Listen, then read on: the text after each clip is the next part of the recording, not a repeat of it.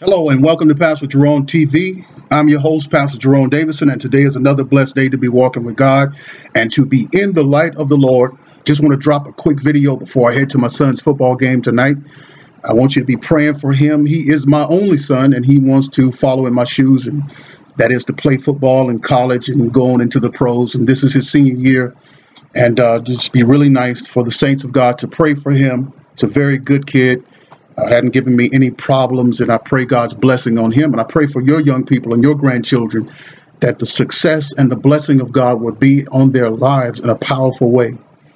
I want to share with you about the number 8 and how people, we say that it is the number of new beginnings, and it definitely is. But I want to talk about the number 8 being God's plan, how his plan overthrows the plan of the devil. And I just want to give you that this is the season, that this is the time, and the number 8 represents a time when God's plans are going to manifest and overthrow the plans of the enemy. And if you look at Genesis chapter 6, Satan and the fallen angels had an immaculate plan that was to taint the human DNA pool, and they pretty much did it. But the plan almost succeeded, except for 8 souls. Out of all the thousands and hundreds of thousands and probably even millions of people that existed in that day, Satan's plan was 8 souls away from succeeding.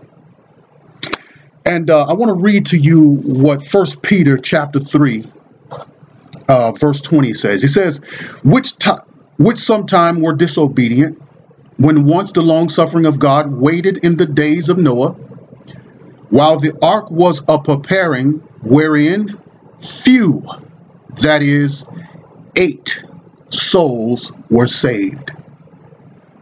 Out of all the people in the world, 8 souls were saved. And this burdened the heart of God. It bothered the heart of God that his fallen angels had come down and begun to have sex with the women, and begin to mingle the human DNA with angelic human DNA and with animal DNA, and messed up the whole pool. And remember what the angel said in Revelation, said, woe unto them that receive the mark of the beast, for they shall have their part in the lake which burneth with fire and brimstone. I believe that the mark of the beast is going to not only put something in their skin, but I believe that it's going to change the human DNA, that they are no longer human DNA. Now, you got to realize this, that Jesus Christ became human in order to redeem humanity. He didn't come to redeem fallen angels, because fallen angels were irredeemable. God didn't come down to redeem them because they were already in God's presence, and they chose to leave the presence of God and to disobey in such a way that was so bad that God said, that even Peter said, that these angels that did this changed their form and had sex with these women, that God locked them up and being held in chains of darkness.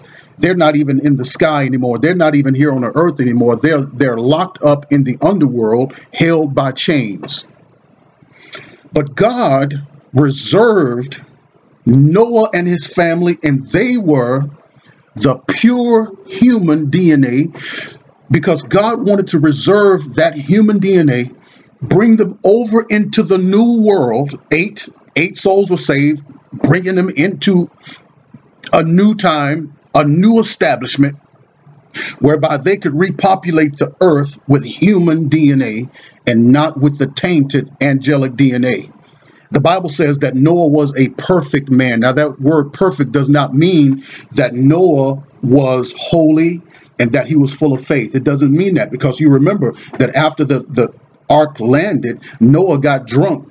And that was probably one of his little things that he liked doing even before the flood came.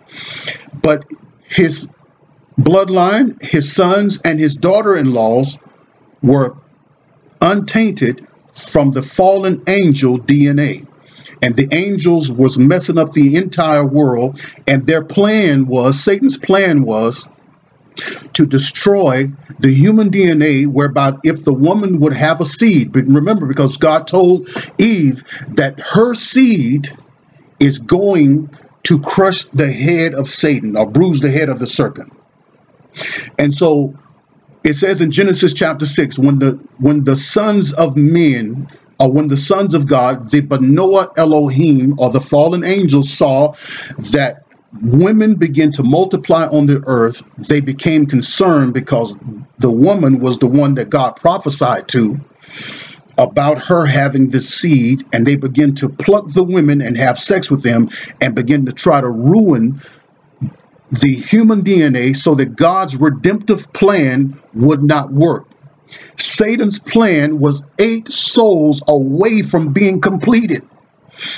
But the number 8 was when God manifested his plan that overruled the plan of Satan. And this is the season, this is the number whereby God is saying to us that my plans are going to overthrow the plans of the enemy. And I don't care how close he's coming to completing it. I don't care how great it is right now, how it's looking like he's winning.